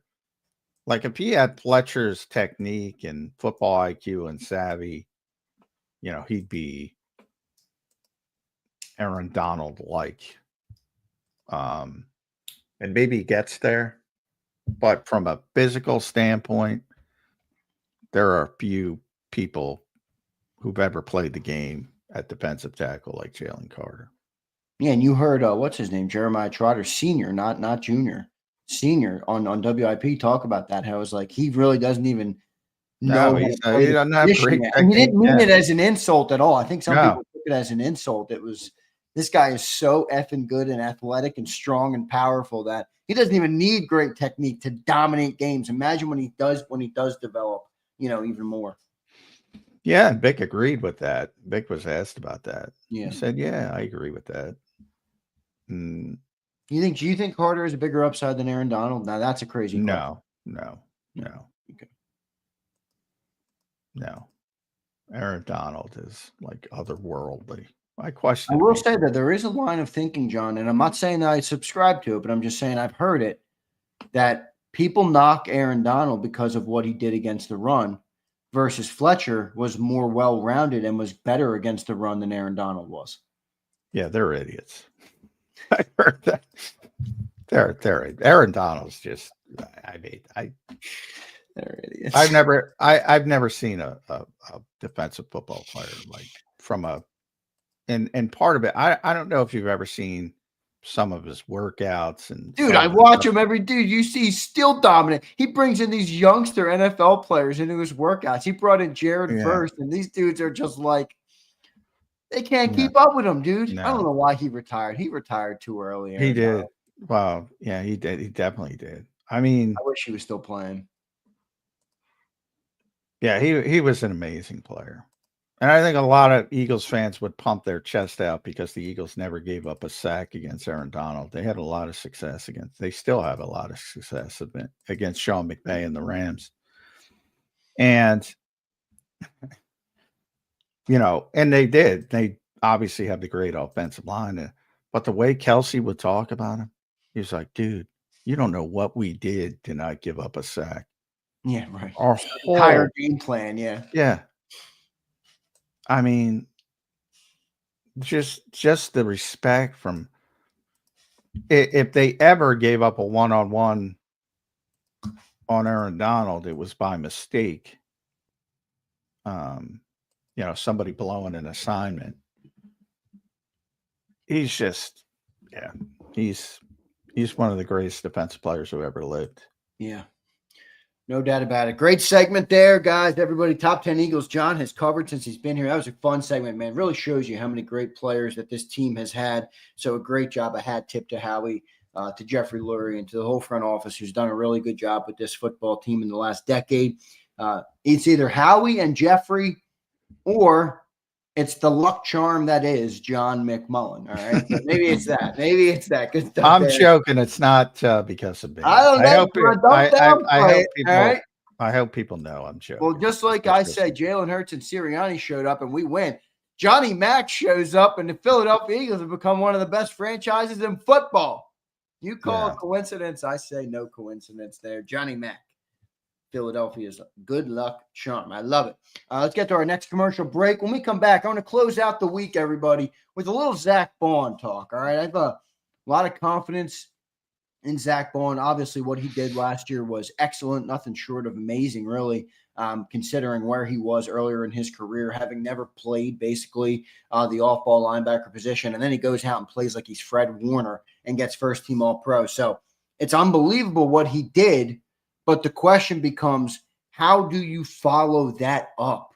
It's not easy to do. We'll talk about that coming up next here on Birds 365. Before we do it, I will get to some super chats here. Thanks, everybody, for being here. We love all you guys. Hit the like button for us.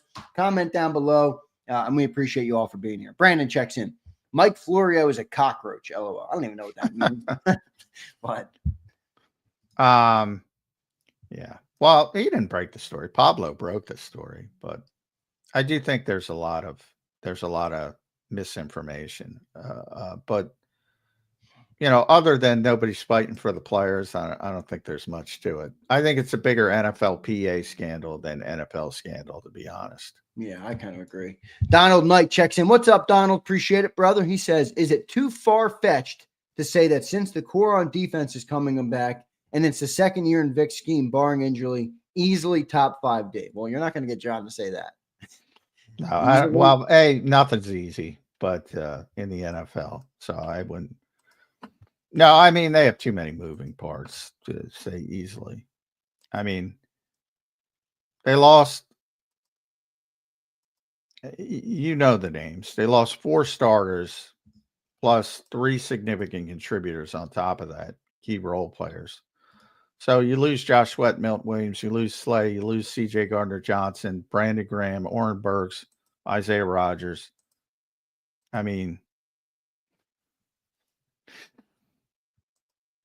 you're counting on Kaylee Ringo, Moro, Ojomo, Jeremiah Trotter Jr. to start, Drew Makuba, Sidney Brown, whoever it ends up being.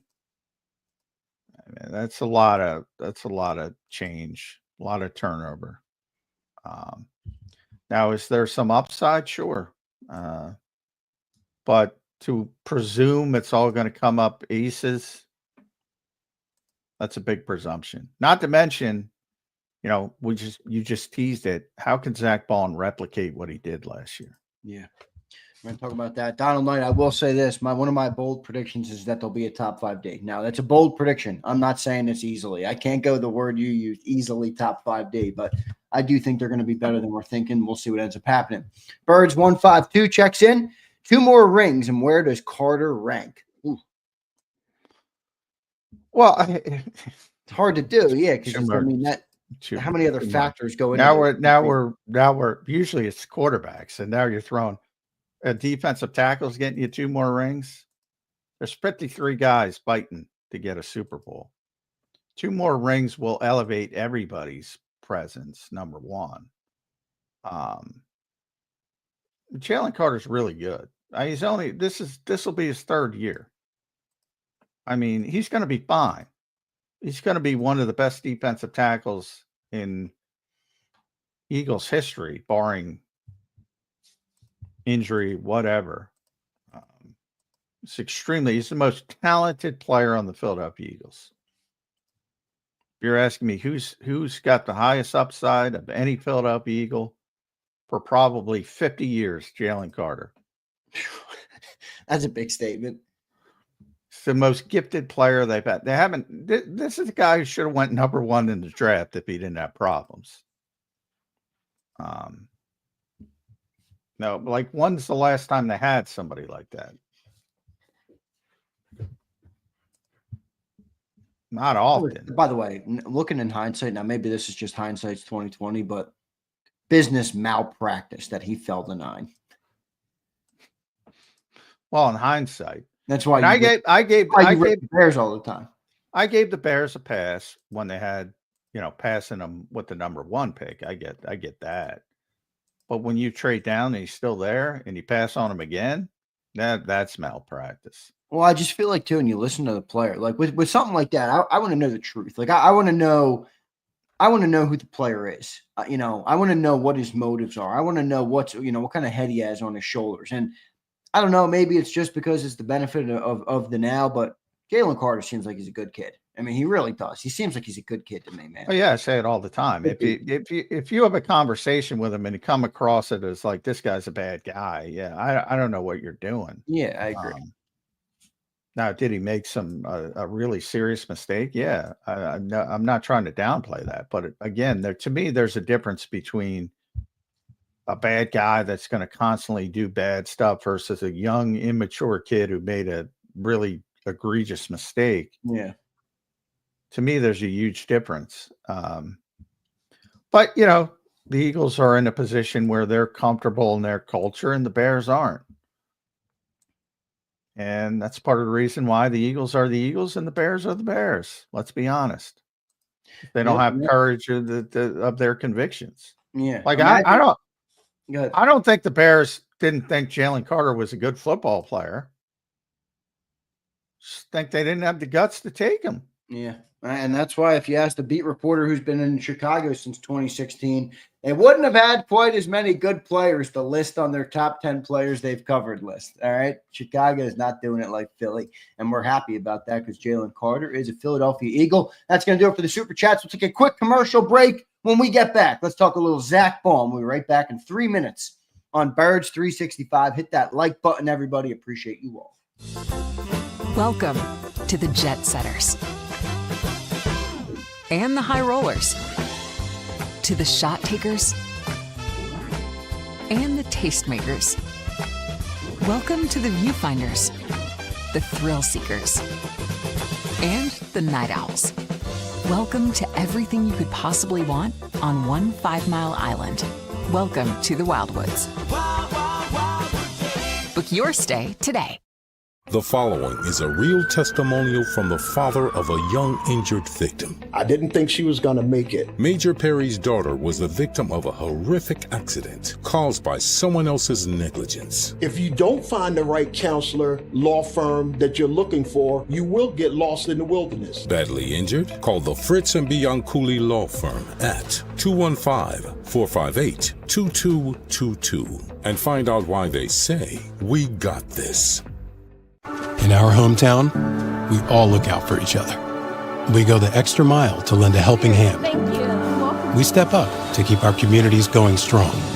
And at Independence Blue Cross, we're here to keep you going strong. We've been deeply rooted in our communities for more than 85 years. And that connection to members has earned us our spot as the #1 health insurer in the region. So while you look out for your neighbors, know IBX is always looking out for you. Your financial future is on the line. Are you ready for what's next? At Leone & Company Wealth Management, we help young professionals, business owners, and pre-retirees navigate the complexities of building and protecting wealth. For young professionals, we'll help you grow your wealth, plan for your future, and make the most of your hard-earned dollars. For business owners, we provide strategies to protect your company, manage risks, and create a lasting legacy for both your business and personal wealth. For pre-retirees, we'll design a plan to secure your retirement, ensuring you can live comfortably and confidently in your next chapter. Whether you're just starting out, managing a thriving business, or preparing for retirement, we're here to help you take control of your financial future. The first consultation is on us. Get the advice you need without the cost. Let's make your financial vision a reality. Take the next step. Scan the QR code to schedule your free consultation today. And of course, go Birds.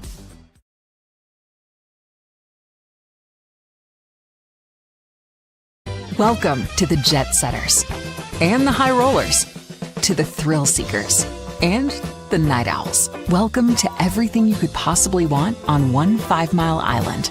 Welcome to the Wildwoods. Book your stay today. EAGLES, Eagles.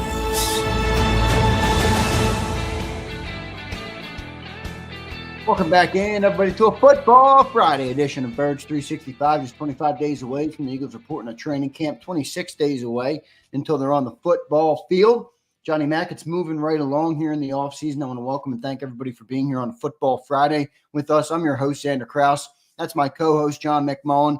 Give us follows on X at Zander Krause and at JF McMullen. We are live every single day, 8 to 10 a.m., talking Philadelphia Eagles with you guys. And as John pointed out, we do have training camp coming up. We might have little bit of a different schedule at that time of the year with training camp.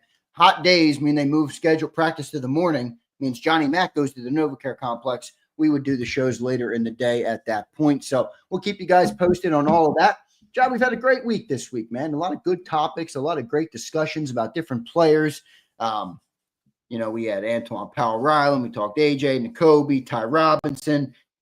We followed the top 25. Thomas Booker. We've discussed a lot of Taylor Morin. Taylor Morin got some mentions this week. That's correct. So we had a good week of shows here on Birds 365. I want to close it out strong with a strong part of the team, and that was Zack Baun last year. John, coming off a 2024 breakout season, which I think is putting it mildly, 151 tackles, 5 forced fumbles, first team All-Pro. How does Zack Baun define success for 2025 beyond repeating the stats, which is something that you hate, which I understand? Yeah. Well, I don't think you can repeat the stats. So to me, there's different levels of it. Like, how does he live up to the expectations inside the building versus outside the building to make it simple? But I think it's easier inside the building than outside the building because everybody will want replication of the stats. Same thing with Saquon. I just talked about what is the difference between Zack Baun to that defense and Saquon Barkley to that offense, other than splashier skill position stats. They're both top 5 MVP candidates. They're both first team All Pros. They were both the Eagles only had 2 first team All Pros last year. Saquon Barkley and Zack Baun. Yeah. He was the Saquon Barkley of the defense. And I say the same thing about what we talked about Saquon earlier with the touches, 482 touches. That's one thing we talked so much about the uncertainty, and particularly on the defense, about replacing guys that are gone. You haven't talked about the regression to the mean likely coming at the 2 best players on the Philadelphia Eagles last year, at least from a, honor standpoint, first team All Pros. The likelihood, I don't know why this upsets people. The likelihood is that Saquon's not going to rush for 2,504 yards again. The likelihood is Zack Baun isn't going to make all these splash plays. Doesn't mean they're not going to be, in Zach's case, number 1, if you go by PFF, over Fred Warner. Doesn't mean he can't be number 1 again. But it means he's going to probably do it a little bit of a different way. Then if you factor in he might have to play middle linebacker for a longer period of time, that'll make it more difficult as well until N'Kobe comes back, if Trotter can't handle that role. But it doesn't mean he's not going to be a really good player. And that's why the Eagles paid him, because they think he's going to be a really good player. How others take it, that's tough to determine, because they're going to expect what they expect, and they expect what they saw last year. And it's going to be difficult to replicate that. It just is. In large part, do you think the Eagles are expecting that too? I mean, they did dole out the big No, contract. not numbers. Yeah, I'm not talking about numbers. I don't care about the They numbers. they expect him to be a very, one of the best linebackers in football. That's their expectation. Right. Well, that's all. That's my expectation too. Take the numbers, put them in the trash can. I want you to be one of the best linebackers in football. Exactly. Whatever numbers come with that, I'm good with. And that's their philosophy. That's why I said it's different than outside the building. Well, what do you think the arrival of Jahad Campbell, Munden, Trotter, Dean? What do you think the arrival of really Campbell, most importantly? How do you think that changes what Baun's role will be this year, or does it not change at all? I mean, we've talked about some of the unique front or unique packages that they could use. Maybe considering using them like a Swiss Army knife or occasional edge, or all those different things we've talked about. How do you think his role could change this year? With some of those players. Well, as Bick already on record, that depends on the other guys. If Nakobe's here and healthy, he's weak side linebacker. He does what he does last year, right? But he's not going to be healthy, at least. And Vic's phrasing was for whatever significant, paraphrasing, long period of time. It's going to be a while, is what Vic said. Actually, is that half the season? Maybe. Is it more? Maybe. Jahad, what's he going to do? Who knows? Same thing. To a lesser degree, he'll be back much sooner than Nakobe. At least that's the early projection. And he should be ready to practice at some point in August. But where does that leave him as far as being able to take over a role? It depends on the other guys. Zack is going to play very similar to what he said about Cooper. Where's Cooper going to play? And when Vic brought up safety, and everybody's like, safety? Vic said, it depends on the other guys. If Ringo settles in, if Makuba settles in, he's going to be the slot corner. But if they don't, nothing's off the table. Yeah. Same thing with Zack. If Trotter settles in as the middle linebacker, then it's simple. But if he doesn't, then they're just kind of putting it together and cobbling it together and having Trotter play the weak side until Campbell's healthy. Then he's got to do something different. And then until Nakobe comes back, whenever that might be. So it's wholly dependent on the other guys, not Zack Baun. They know Zack Baun can play either spot at a highly effective level. It depends on the other guys. What changes for Zack coming into the year, John? And what I mean by that is last year when Zack Baun was signed, nobody had expectations for him. He didn't have expectations for himself. He laughed at the Pro Bowl incentive. Now, you're coming in, you got increased expectations. You're a contracted cornerstone, a centerpiece of the top-tier linebacking core that is the Philadelphia Eagles. Another thing that I think is a factor, and it might not be a big factor, but something I think about is like that was his first time not only being great, but playing that position. Like if I go and we talked about Aaron Donald a little bit earlier in this show. Like in the offseason, that Aaron Donald knows how to work out. Right? Like he's been doing this, that. Fred Warner, I know Fred Warner knows what he has to do to get his body ready to play at a high level because he's done it his whole life. Zack Baun, that's his first year doing that. First year. How do you think all that changes with the increased expectations, with the increased pressure, and really just the increased importance of what he is to the defense? He's now the guy they're relying on versus a guy they're hoping pans out.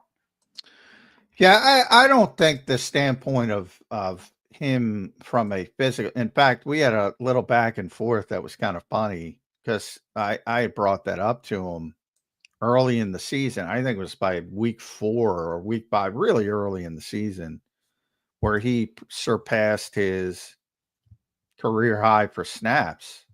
He didn't play a lot in New Orleans, and He was like, he didn't even know it, and he was like, "Are you worried about me?" He's like he's in great shape. He's not worried about playing, and he ended up playing 1,204 snaps. Whew! It's a lot of snaps, J-Mac. But that's what being a 3-down linebacker is. You never come off the field. Well, what percentage of snaps was that? 98? I mean, holy crap. Probably everybody sat in week 18. It would have been near. True. He's the guy who never left the field. He was the dime linebacker. When they only have one linebacker on the field, he was the guy. He never left the field and never did that before, but that was not an issue. No concern about that moving forward, like you would be about like a Saquon Barkley? No. Other than the injury standpoint, but you can't legislate that. I didn't mean it in that. He's got no tread off the. I mean, he's barely played, like I said. So he doesn't have, like, Saquon's got years and years of difficult touches with a bullshit team on his odometer before he even got to Philadelphia. Like, Zack was, he played in the league for 4 years, but didn't play significant snaps. So there wasn't as many miles on the odometer. So other than the normal wear and tear of an NFL season, I mean, if you get banged up, you get banged up. Whereas, Saquon's a different animal. I mean, think about the difficulty of those touches with the New York Giants and the punishment he was taking. I mean, that is a bad football team.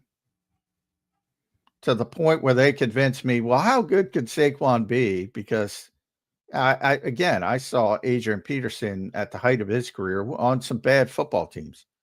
And he found a way to produce not that Saquon didn't produce, but in the case of AP at a ridiculous level on some, with some bad quarterbacks and average offensive lines.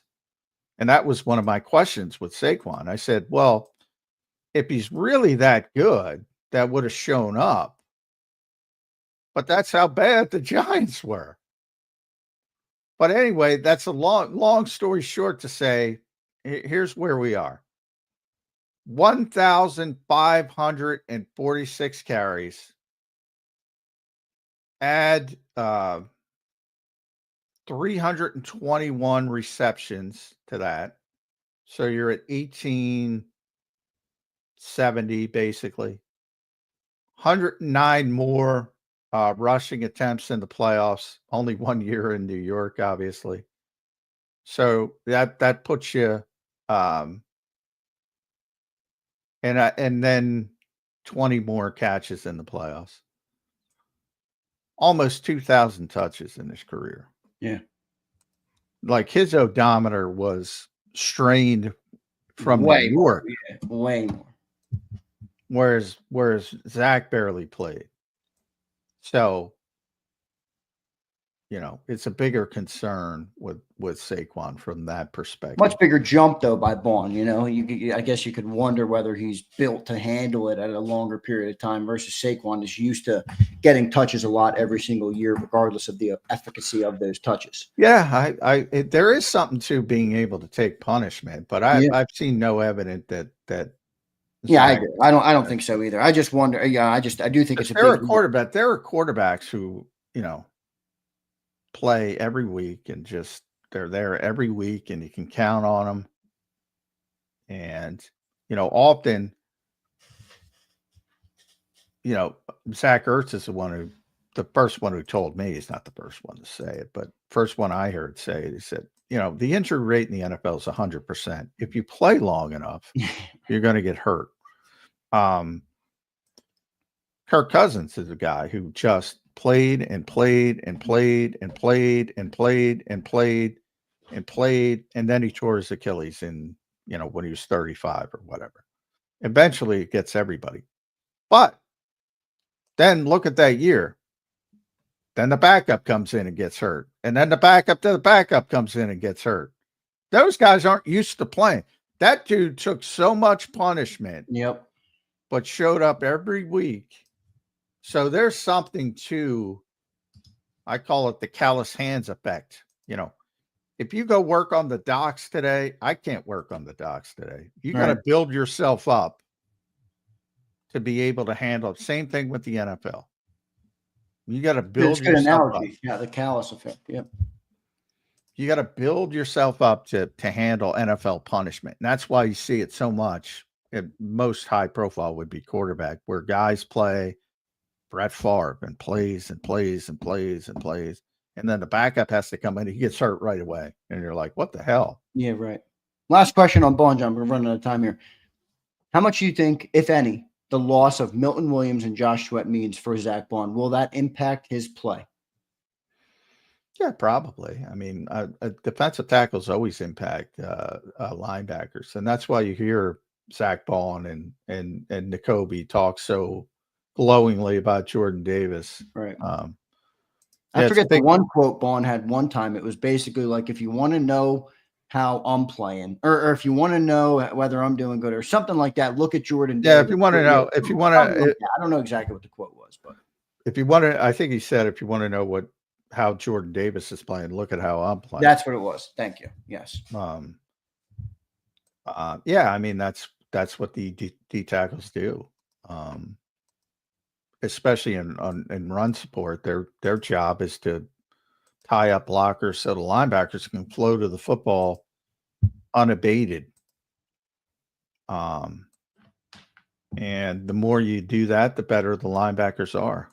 Football is such a complimentary game. We always talk about complimentary football. It's such a complimentary game. That's why I'm like, no offense, and I forget who did that, but more so with quarterbacks, and I talk it all about the time, but the ring stuff drives me insane. Well, what if Carter gets 2 more rings was the question today. Fucking great now. Yeah, right. That's just an accomplishment, what Bick said. Well, you need a lot of people to accomplish that. You don't do it by yourself. No doubt about it. Johnny Mac, great stuff there on Zack Baun. Great segment and a great show today. All right, top 10 Eagles we hit that you covered. We hit on the collusion case a little bit, or lack thereof. Zack Baun segment, and we hit on Moro Ojomo as the top 25 Eagles player. We got one super chat here to go that we'll hit on in the last couple of minutes here on the show. Appreciate everybody for being here. The switch on YouTube, we talked about it a little bit earlier. You guys all got usernames now. There's no longer just names. So, Abe, I see you switched yours. Abe JC Twin. You're not calling yourself Jalen Carter's twin, are you, Abe? I might have to shred you for that one, my brother, if that's what you're doing there. But let's get to our super chat to close out the show. And it's none other than B Pumper. That's the username Brian Pumper went with. B Pumper. I love it, Brian Pumper. He says, good morning, fellas. What a great day 2 in the draft. Goodbye to that old geezer Joel Embiid, and welcome to the broom room. Day 1 was a dud. Yeah, well, not for who'd they select? They selected Johnny Broom in the 2nd round. Oh, he's an Auburn guy. Yeah, Auburn. He was an All-American. That tells you what college basketball means. But he's one of the best players in college basketball last year. But well, the Sixers need big guys, because their big guy might play 5 games, 10 games, 20 games, at best 60 games, maybe none at all. So they need big bodies. So it's a worthwhile draft pick. Worthwhile throw the dart at the board. But yeah, Pumper was a big Bailey guy. So I guess he's a big Jazz fan now. Pumper, is that true? You're rooting for the Jazz now with Ace Bailey. That dude's got a stink face like I've never seen before, man. I don't get how anybody's excited about getting that dude. The Broom Room. I like that name, though. Pumper's always got good names, man. Yeah. Sixers are the Sixers, though. They'll screw it up. They can't not screw it up until they move on from Joel Embiid. I mean, how about move on from Daryl Morey? That would be my take. Well, I think it's more important. I think it's more important to get players. So I'm not gonna. I don't think he's done a great job. I think he's better. He drafts well. I'll give him that. I think he's better than Sam Hinkie. I don't think he's done a great job. But what can you do? You can't get out of it. Yeah, how many new contracts has he given Embiid though since he's been here? John? Well, that part. I feel like every time I turned around, Embiid got a new extension. I'm like, how many extensions does this guy need? Somebody had to show the courage to say this is not working. We had to move on. Addition by subtraction, but they didn't have the courage to do that because he was still playing 45, 50 games, and he's ultra talented. And nobody had the courage when he still had some value to say, all right, this is not working. We got to take a step back. We got to go in a different direction. Nobody had the courage to do that. Now he's untradeable because nobody believes he can play. He's going to be healthy and his age and the money. And they're stuck.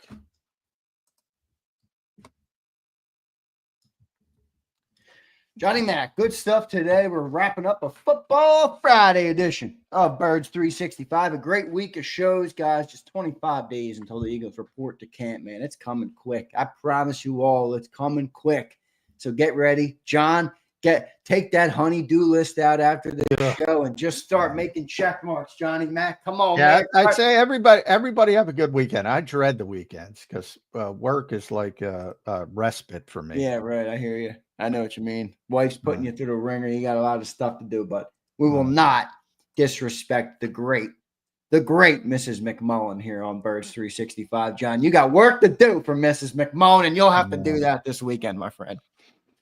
Yeah, unfortunately. All right. Hopefully I'll get through it. Hopefully. Your final thoughts, John, today on the show. We had a good show, man. Top 10 Eagles we covered. We hit on Moro, Ojomo, collusion, Baun, and then we close it out with a little bit of room from the. It's always good to have a little collision talk. Next week we'll have more players to talk about because it continues over at Eagles on SI.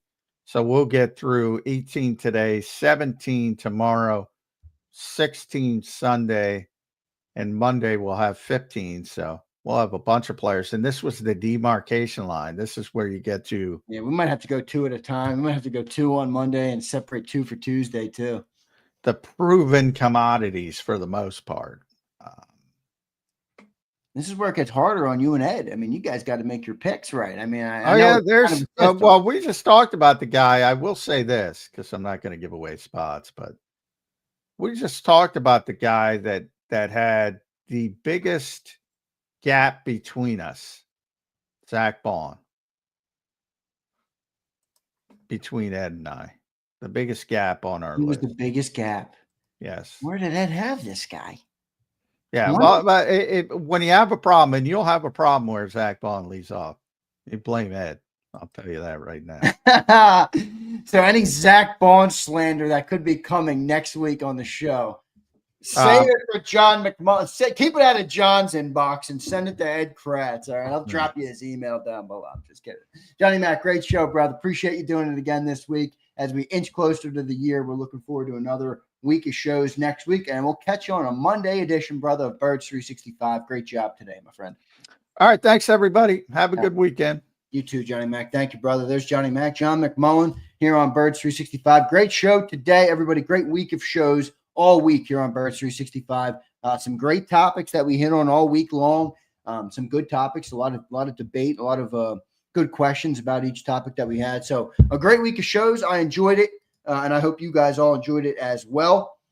What's up, everybody? I'll do a little bit of Zander time. I do have to run today. I got some places to be this afternoon and places that I cannot reveal on the air. Okay, so I will not be telling you what the afternoon or midday plans are for me, but just know it's somewhere important. All right, so I'll keep you guys posted on that. Some more updates coming for you. I'll take a couple of comments right now from the great people. By the way, did you guys notice this legendary Tango t-shirt I'm rocking?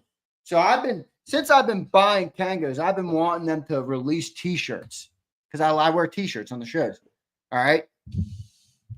Now they've officially released some t-shirts. Check this thing out. Look at that Kango. It's a bucket hat Kango logo. All right. Established in 1938. Ready? Look at the back. Look at the back. It's all the Kangos. You see that? Are you kidding me? Are you kidding me? Imagine thinking I wouldn't check out on a bunch of Kango t-shirts. You're insane. All right. Yeah, shirt is sick. Shirt is sick. All right. Broke out the red Kango to match it today. You know, I mean, we're living good over here. We're living good over here, everybody. How's everybody doing here? Brian says you're shortening my dump time and you can't tell us why. Brian, I got a place to be, brother.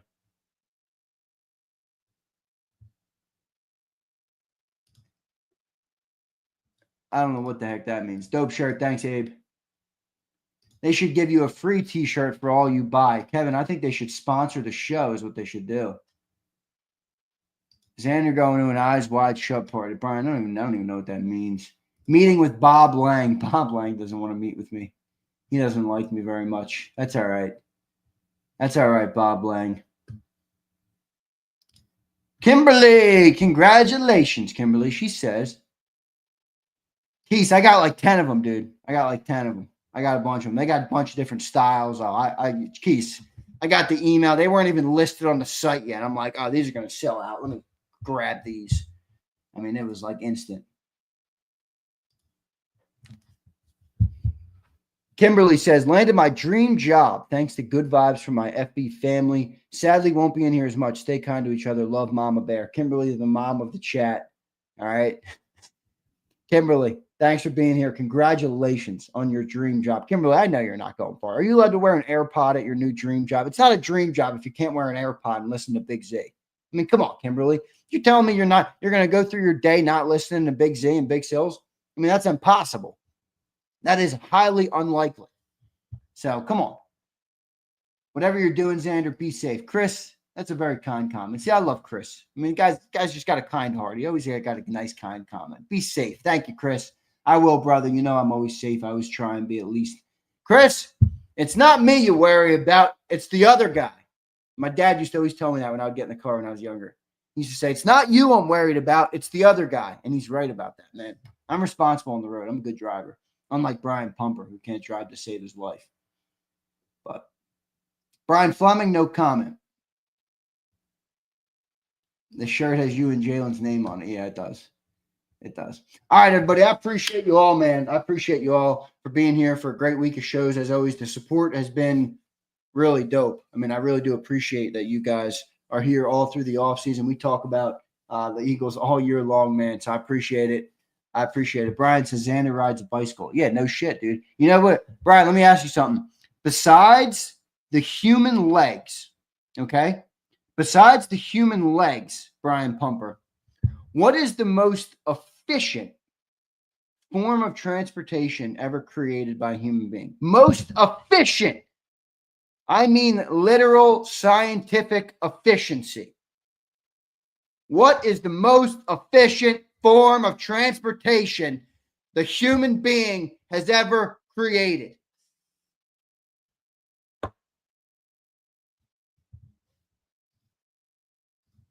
No, it's not planes. You know how much energy it takes to get a plane into the air? It's not planes, Brian Fleming. Smart ass.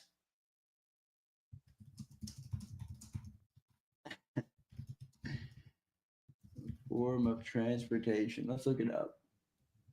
I might have just completely made this up. Scooter. Bullshit.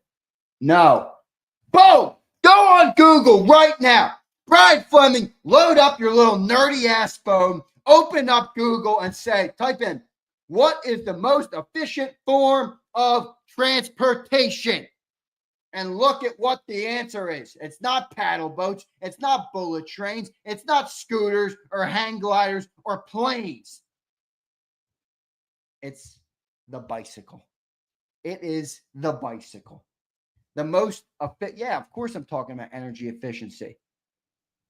That's what I meant. I said that to the front, Brian. I mean, no shit. If you want to fly to London and you're going to take a bike, it's not very efficient. It is a loaded term. You're right. Maybe I should have clarified better. Energy efficiency.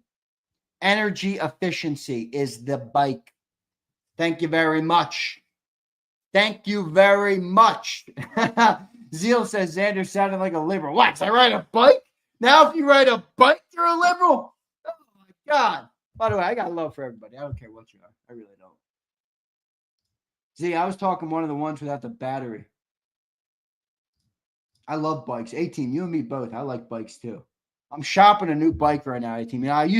I bought an e-bike a couple years ago. Let me tell you, that thing was really fun. It was dope. It was fun to ride around. I loved going on bike rides in Cape May. I could, explore the whole town in like 10 minutes. But I want a nice bike. Like my dad has got this Cannondale bike. Dude, the thing is like literally 30 years old. And it's perfect condition. It rides perfect. The gears are perfect. The brakes are. Now he manages it. He maintains it. I help him maintain it. But that's what I want. Like I want a nice bike that lasts for a while. All right, maybe like a Specialized. Yeah, they are dangerous. I don't want to become a biker, though, Zeal. I'm not putting on bike outfits and going on bike rides. I'm talking about just casual riding. Casual riding. Wrong. It's the unicycle. Is it? The most efficient form of transportation, considering energy expenditure per distance, is cycling. A bicycle requires less energy to travel a given distance compared to walking or any other mode of transportation. Wow, even over walking. While electric vehicles and public transportation options like trains and buses can be efficient, particularly for longer distance or moving large numbers of people, the bicycle stands out for its low energy consumption per person. Bang. Jason Z knows I'm right. Siglord, you're not right about much. What is it?